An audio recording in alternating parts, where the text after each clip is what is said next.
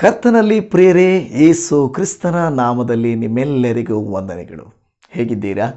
ನೀವೆಲ್ಲರೂ ಚೆನ್ನಾಗಿದ್ದೀರಿ ಎಂದು ನಾನು ನಂಬುತ್ತಾ ಇದ್ದೇನೆ. ಯಾಕೆಂದರೆ ನಮ್ಮ ಕರ್ತನು ನಮ್ಮ ಸಂಗಡ ಸದಾ ಕಾಲವಿರುತ್ತಾನೆ. ಆತನು ತೂಕಡಿಸುವುದಿಲ್ಲ, ಆತನು ನಿದ್ರಿಸುವುದಿಲ್ಲ, ನಮ್ಮನ್ನು ಕಾಯುವಾತನು. ದೇವಜನವೇ, ನಿಮಗೆ ಗೊತ್ತುಂಟು, ದೇವರು ಹಗಲನ್ನು ಆಳುವುದಕ್ಕೂ ಇರುಳನ್ನು ಆಳುವುದಕ್ಕೂ ಸೂರ್ಯ ಚಂದ್ರನನ್ನು ಆತನು ಉಂಟು ಮಾಡಿದ್ದಾನೆ. ಹಾಗಾದರೆ ಹಗಲಿನಲ್ಲಿ ನಾವು ಚಂದ್ರನನ್ನು ನೋಡಲಿಕ್ಕಾಗೋದಿಲ್ಲ, ಇರುಳಿನಲ್ಲಿ ರಾತ್ರಿಯಲ್ಲಿ ಸೂರ್ಯನನ್ನು ನೋಡಲಿಕ್ಕೆ ಸಾಧ್ಯವಾಗೋದಿಲ್ಲ. ಕೆಲವು ಸಾರಿ ಅಮಾವಾಸ್ಯೆ ಸಮಯದಲ್ಲಿ ನಾವು ನೋಡುವಾಗ ಚಂದ್ರನೂ ಕಾಣಿಸುವುದಿಲ್ಲ.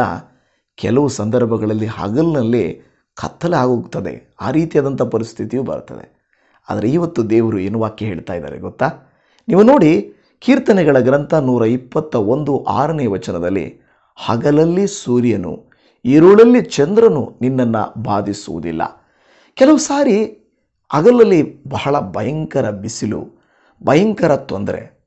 ಇರುಳಲ್ಲಿ ನಾವು ನೋಡುತ್ತಾ ಇದ್ದೇವೆ, ಚಂದ್ರನು ಕೂಡ ಇಲ್ಲದೆ ನಮಗೆ ಕತ್ತಲೆಯಾಗಿ ಕಷ್ಟ ಬರುತ್ತದೆ. ಕೆಲವರೆಲ್ಲ ಅಮಾವಾಸ್ಯೆ ಅಂತ ಹೇಳಿ ಭಯಪಡುತ್ತಾ ಇರ್ತಾರೆ.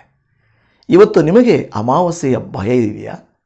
ಅಂಧಕಾರದ ಭಯ ಇದೆಯಾ? ಯಾವುದಾದರೂ ಕತ್ತಲೆಯ ಕಷ್ಟ ನಿಮಗೆ, ಆತಂಕ ನಿಮಗಿದೆಯಾ? ದೇವರು ಹೇಳ್ತಾ ಇದ್ದಾನೆ, ಚಂದ್ರನಿಲ್ಲದೆ ಹೋಗ್ಬೋದು, ಸೂರ್ಯನಿಲ್ಲದೆ ಹೋಗ್ಬೋದು.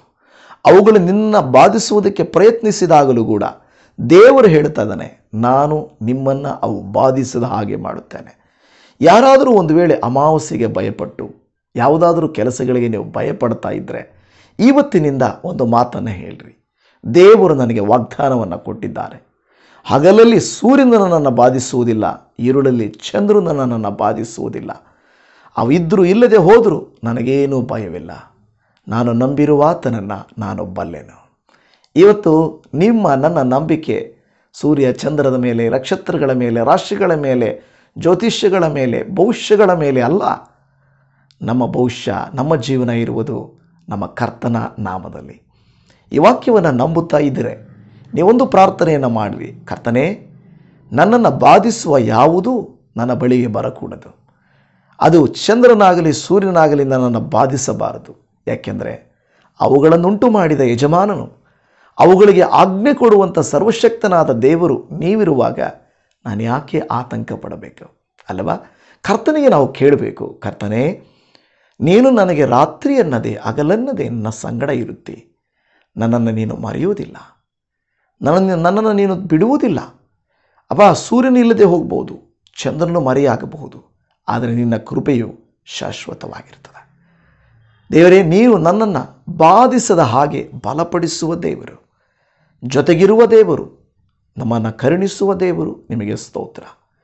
ಈ ವಾಕ್ಯವನ್ನು ಆಲಿಸುತ್ತಿರುವಂಥ ಪ್ರೀತಿಯ ದೇವ ಜನರ ಮೇಲೆ ನಿನ್ನ ಪರಲೋಕದ ಕೃಪೆ ಇರಲಿ, ನಿನ್ನ ಆಶೀರ್ವಾದವಿರಲಿ.